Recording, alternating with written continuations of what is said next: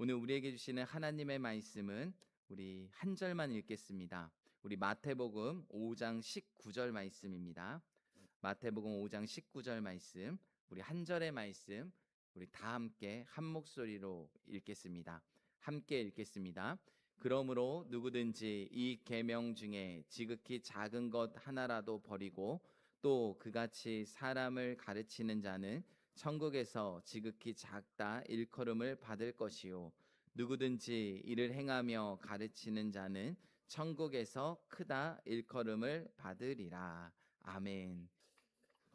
우리가 5월 셋째 주는 이제 우리 교회가 교사 주일로 지키게 됩니다. 특별히 우리 교회에도 교회 학교 다음 세대들을 위하여 수고하고 헌신하시는 우리 많은 선생님들이 계십니다. 얼마나 감사한 일인지 모릅니다. 우리 다음 세대들의 선생님이 계시다라는 것은 아직 우리 교회에 미래가 있다라는 것입니다. 우리 선생님들이 사실 이 섬기는 자리가 쉬운 자리가 아니죠. 우리의 시간을 드려야 하고, 때로는 우리의 헌신을 드려야 하고, 우리의 물질도 드려야 하고, 우리의 달란트도 드려야 하고, 우리의 마음을 드려야 합니다. 때로는 드리는 것에 비하면 열매가 있지 않을 때, 또한 알아주는 사람이 없을 때 우린 낙심하고 지치기도 합니다. 그런 상황이 오래 지속되다 보면 내가 이것이 나의 은사가 맞는가, 내가 잘 감당하고 있는 것이 맞는가, 이런 생각이 들 때도 있습니다. 근데 오늘 우리 교회에 수고하는 우리 다음 세대를 위해 섬기시는 우리 선생님들에게 꼭 말씀드리고 싶은 것은 선생님들의 수고는 헛되지 않다라는 것입니다. 우리 선생님들의 수고는 하나님께서 기억하고 계십니다. 지금 우리 눈에 보일 때는 당장 자라나는 것 같지 않아 보이고 열매가 없는 것 같이 보여도 하나님의 때에 하나님의 방법으로 반드시 열매를 맺게 되는 줄 믿습니다. 여러분, 중요한 것은 이 말씀은 선생님들에게만 주는 것이 아니라는 거예요. 이 자리에 있는 저와 여러분에게도 포함되어 있는 말씀입니다. 이 자리에 있는 우리 성도님들은 가정 안에서 어떤 분들은 부모로 자녀들을 양육합니다. 우리 부모님들은요, 자녀들의 신앙의 교사입니다. 우리 믿음의 성도들, 먼저 예수님을 믿고 이 자리에 계신 우리 성도님들은 우리 뒤에 아직 예수님을 믿지 않는, 영접하지 못한 우리 다른 이들이 정말 주님 앞으로 나올 수 있는, 따라오게 할 수 있는 그 교사 역할을 감당하는 것이 우리의 역할입니다. 그래서 믿지 않는 사람들은 저와 여러분을 보면서 야, 믿음의 사람들이 이렇게 살아가는구나. 믿는 사람들이 이런 삶을 사는 게 믿는 사람이구나. 그리고 우리의 모습을 보면서 그 예수 그리스도를 알게 되는 것입니다. 그러므로 오늘 우리에게 주시는 말씀은 교사에게는 다시 한번 사명을 붙잡게 하는 말씀이고, 부모에게는 우리 가정 안에서 부모로서 우리의 믿음을 점검하는 시간이고, 그리고 우리 믿음의 성도들에게는 우리의 삶을 통해 예수님을 드러내는 귀한 시간이 되어야 할 줄 믿습니다. 여러분, 오늘 말씀을 통해서 우리에게 주시는 메시지는 세 가지입니다. 그 첫 번째 메시지입니다. 다 같이 한 목소리로 함께 읽겠습니다. 교사는 영적 목마름을 예수께로 인도하는 사람입니다. 오늘 제가 마태복음 본문을 읽었지만 오늘 본문은 요한복음 3장 1절부터 10절 말씀도 본문에 해당됩니다. 이 요한복음 3장 1절부터 10절 말씀은 두 선생님이 나와요. 첫 번째 선생님은 유대인의 선생 니고데모라는 사람이 나옵니다. 그리고 또 한 명의 선생은 참된 예수님이 나오십니다. 여러분, 이 니고데모는 유대인입니다. 유대인으로만 끝나는 것이 아니라 바리새인입니다. 사람들에게 존중받는 선생이었습니다. 이 니고데모라는 사람이 오늘 1절에 요한복음 3장 1절에 이렇게 기록합니다. 다 같이 한 목소리를 읽겠습니다. 그런데 바리새인 중에 니고데모라는 사람이 있으니 유대인의 지도자라. 이 사람은 이런 사람이다라고 기록한 뒤에 오늘 본문 뒤에 10절 말씀을 보면 예수님께서는 이 사람이 이스라엘의 선생이다라는 것을 아셨어요. 그러니까 이스라엘 사람들에게 존중받고 선생이고 산헤드린 공유의 사람이고 그리고 바리새인이고, 여러분 굉장히 어떻게 보면 사람들에게 존중받고 인정받는 사람이 이 니고데모인데, 오늘 이 니고데모가 예수님께 찾아왔다라는 거예요. 그것도 밤에. 그래서 오늘 2절 말씀에 이렇게 기록합니다. 오늘 본문의 2절입니다. 함께 읽겠습니다. 그가 밤에 예수께 와서 이르되 랍비여 우리가 당신은 하나님께로부터 오신 선생인 줄 아나이다.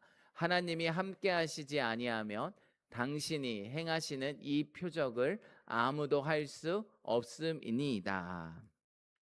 니고데모는 예수님을 어떻게 부르죠? 랍비. 랍비는 율법을 알려주는 선생님이에요. 그러니까 예수님을 향해서 니고데모는 선생이라고 부르는데 오늘 2절 말씀 다시 보여주시겠습니까? 2절 말씀을 다시 보면 이렇게 기록합니다. 하나님이 함께 하시지 아니하시면 당신이 행하시는 이 표적을 아무도 할 수 없음이니이다.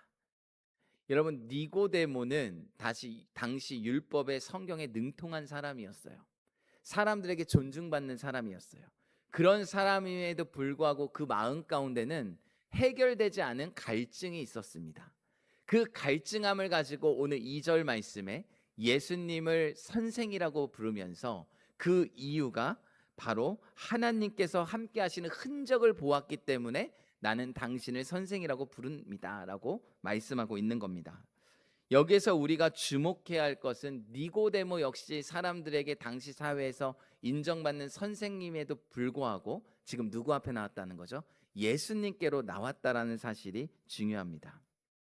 왜? 그 이유는 니고데모가 갖고 있는 목마름 때문이었어요. 겉으로 보면요 화려해요. 겉으로 보면 지식이 있습니다.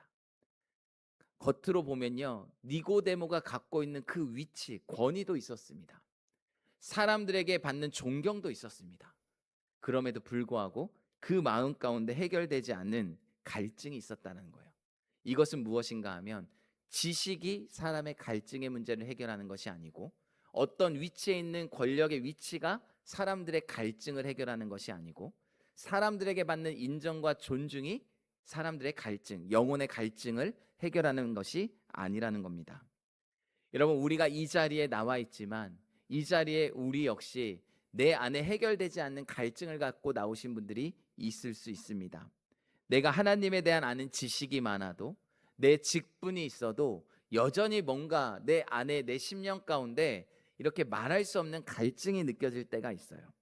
정말 하나님을 향한 갈급한 마음들, 정말 하나님을 향해 만나고 싶은 마음들, 정말 하나님을 경험하고 싶은 마음들, 더 뜨겁게 맛보아 알기 원하는 이런 마음들이 우리 안에서 올라올 수 있다라는 겁니다. 그럼 이제 중요한 것은 우리의 다음 세대와 자녀들에게도 마찬가지라는 거예요. 우리는 다음 세대들 아이들을 볼 때 굉장히 어린 아이처럼만 바라봅니다. 에이, 아이들은 뭐 그냥 장난치고 예배 시간에 집중하지 못하고 이런 아이들에게 무슨 영적 갈급함이 있겠습니까? 하지만 여러분 주일학교 예배를 들어가 보셔야 돼요. 설교 시간 할 때마다 아이들 아까 보니까 누구 아들인지 모르겠지만 예배 시간에 막 그렇게 막 질문을 계속 던지더라고요. 여러분 그 마음 가운데 뭐가 있냐면 아이들은 이런 일이 허다합니다. 나이가 어릴수록 누군가가 이렇게 설교하거나 말씀을 전하면 왜요? 이건 왜 그런데요? 저건 왜 그런데요? 이런 질문을 얘기를 많이 해요. 그것은 그 안에 하나님에 대해서 알고 싶은 뭔가 갈증과 갈급함이 있다라는 하나의 표시예요. 여러분 아이들도요 하나님이 정말 살아계실까? 하나님은 믿는다는 것은 무엇일까? 표현이 좀 서툴고 그 마음의 깊은 곳에 뭔가 내면을 온전하게 드러내기 어렵지만 그 표현 하나하나 말 한마디에 이 아이가 하나님에 대해서 궁금한 것, 하나님을 알고 싶은 그 갈증들이 그 안에 담겨 있다는 것입니다. 그래서 교사가 가지고 있는 가장 귀한 사명의 목표가 이 아이들이 하나님을 만날 수 있도록 인도하는 것, 이것이 교사의 가장 큰 사명이며 목표라는 거예요. 여러분 교회에서 아이들이 선생님과 지내는 시간은 길지 않죠. 한 주간에 168시간이라는 이 시간이 있는데 이 시간 가운데 교회 안에서 아이들이 보내는 시간은 길어야 한두 시간이에요. 이걸 가지고 어떻게 신앙교육이 될 수 있겠습니까? 이렇게 생각할 수도 있습니다. 맞습니다. 그래서 사실은 신앙의 교육에 있어서 가장 중요한 것은 가정에서 부모의 역할이에요. 가정에서 부모님들이 보여준 신앙과 이 믿음의 어떻게 보면 가정 안에서 신앙의 그 흐름들을 통해서 아이들은 그 신앙과 믿음을 배우게 됩니다. 그러나 동시에 하나님께서는 교회 학교와 선생님들과의 만남을 통해서 그 짧은 시간을 통해서 하나님께서는 사용하신다라는 거예요. 어떤 아이들에게는요, 선생님의 말 한마디가 평생 기억에 남는 말 한마디가 될 수 있어요. 어떤 아이들에게는요, 선생님의 기도가 그 아이가 믿음이 신앙이 자라는 씨앗이 될 수 있다라는 거예요. 어떤 아이는요, 선생님의 따뜻한 눈빛, 그 말 한마디를 통해서 하나님의 사랑을 느끼게 된다라는 거예요. 하나님은 이것을 사용하십니다. 그럼 그렇다면 우리가 무엇을 가르쳐야 할까요? 오늘 두 번째입니다. 다 같이 한 목소리로 함께 읽겠습니다. 교사는 말이 아니라 삶으로 가르치는 사람입니다. 여러분, 오늘 우리가 읽었던 본문 5장 19절 말씀을 보면 5장 19절은 이렇게 기록합니다. 한마디로 행하며 가르치라라는 거예요. 누구든지 이를 행하며 가르치는 자는 천국에서 크다 일컬음을 받으리라. 말로만 하지 말라라는 거예요. 행하라는 겁니다. 가르침이라는 것은요, 여러분, 말로만 지식이 전달되는 것이 아닙니다. 무엇이냐? 아이들은 듣는 것으로만 배우는 것이 아니라 보는 것으로 배운다라는 거예요. 선생님이 말하는 것도 듣지만 선생님이 어떻게 사시는지를 본다라는 거예요. 예배를 귀하게 여겨야 한다 아무리 이야기해도 선생님이 예배를 귀하게 여기는 모습을 먼저 보여줘야 한다라는 거예요.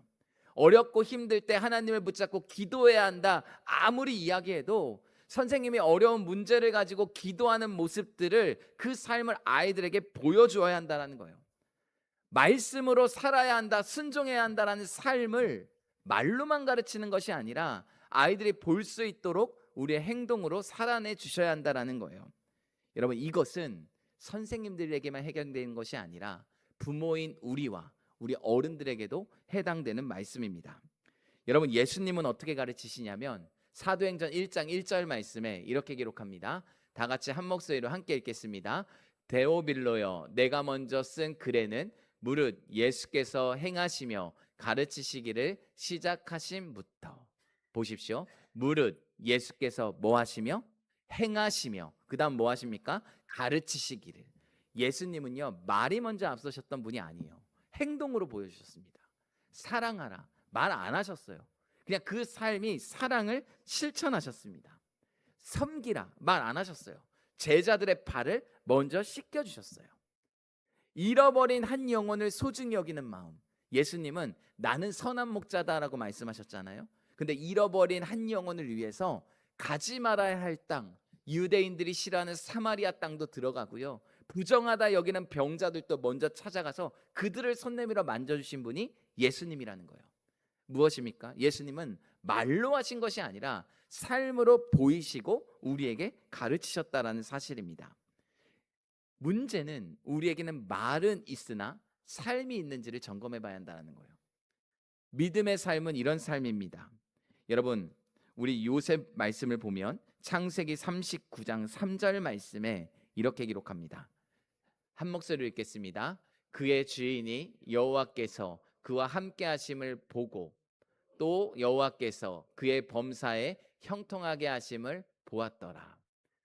여러분, 이 말씀은요, 보디발의 집에서 종으로 가 있을 때 보디발의 집에서 주인을요, 요셉이 주인님 하나님의 말씀을 배우십시오 알려주지 않았어요. 강의하지 않았어요.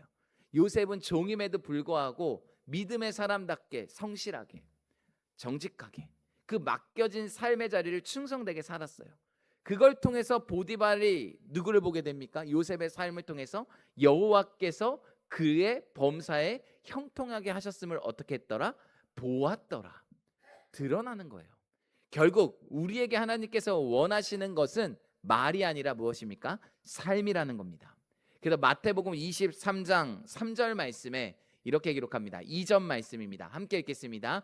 그러므로 무엇이든지 그들이 말하는 바를 행하고 지키되 그들이 하는 행위는 본받지 말라. 그들은 말만 하고 행하지 아니하며.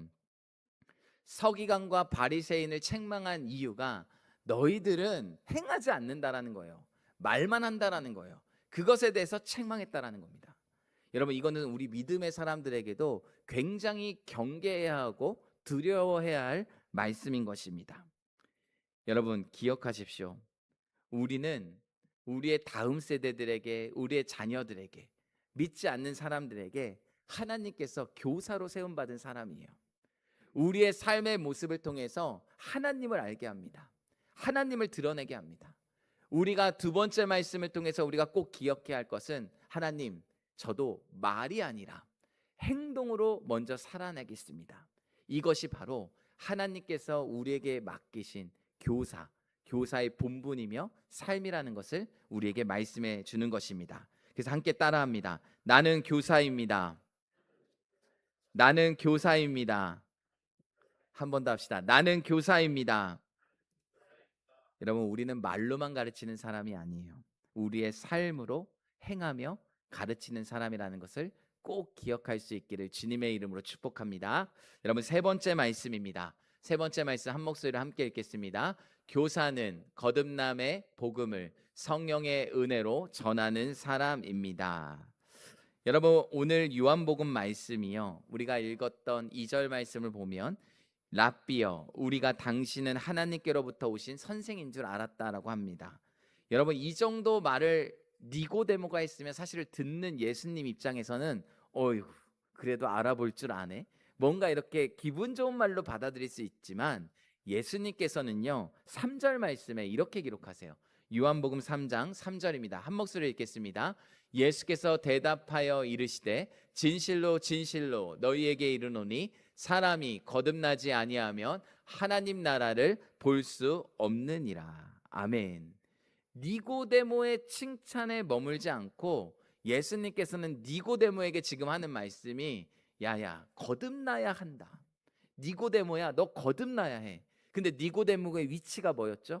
랍비, 선생님, 사람들에게 존경받는 사람, 산헤드린 공회 회원, 바리새인, 사람들이 누구만 봐도 야, 니고데모 정도는 돼야지, 존경심으로 우러러보는 그 사람에게 거듭나야 돼, 니고데모야.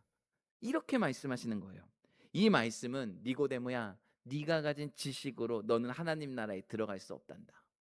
니고데모야, 네가 가진 종교적 열심, 사람들에게 존경받는 그 존경심, 그거로 천국에 들어가는 것이 아니란다. 어떻게 해야 한다? 위로부터 다시 태어나야 한다. 거듭나야 한다라는 것을 말씀해 주고 있는 것입니다. 이것이 복음의 핵심이에요.